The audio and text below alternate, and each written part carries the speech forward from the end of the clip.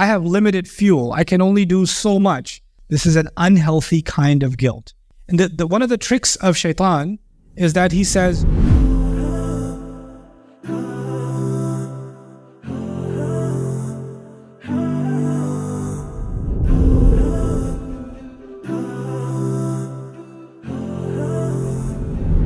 okay, brother, closer. Assalamu alaikum. Wa alaikum salam wa rahmatullah. So I have an issue. Whenever I try to practice, I start with a new thing. As an example, I've started with fasting on Mondays and Thursdays, but now I've abandoned reading the Quran.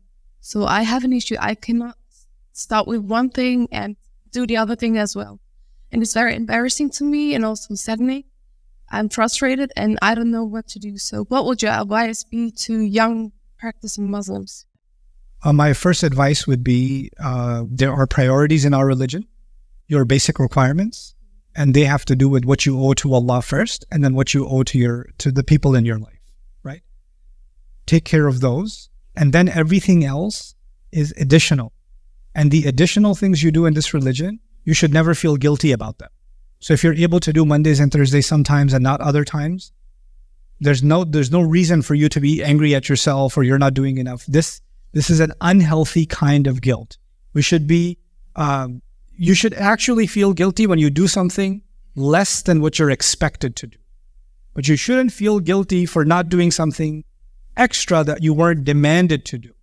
You're blessed to do it, good. And you know what? There's also limited fuel. I have limited fuel. I can only do so much. So if, for example, you're able to fast, well, fasting can be physically and mentally very draining, right? So your brain doesn't work as much. So now you're not able to recite Quran. That's okay because you're fasting.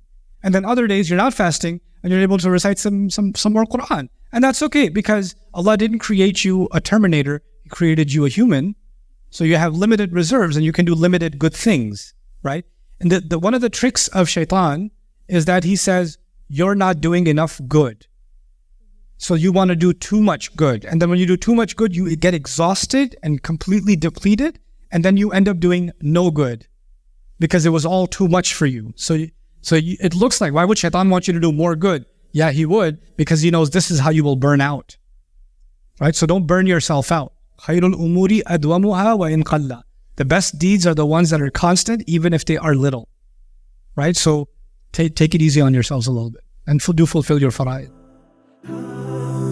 I hope you guys enjoyed that video clip. My team and I have been working tirelessly to try to create as many resources for Muslims to give them first steps in understanding the Quran all the way to the point where they can have a deep, profound understanding of the Quran. We are students of the Quran ourselves, and we want you to be students of the Quran alongside us. Join us for this journey on bayyinatv.com, where thousands of hours of work have already been put in. And don't be intimidated, it's step by step by step, so you can make learning the Quran a part of your lifestyle. There's lots of stuff available on YouTube, but it's all over the place.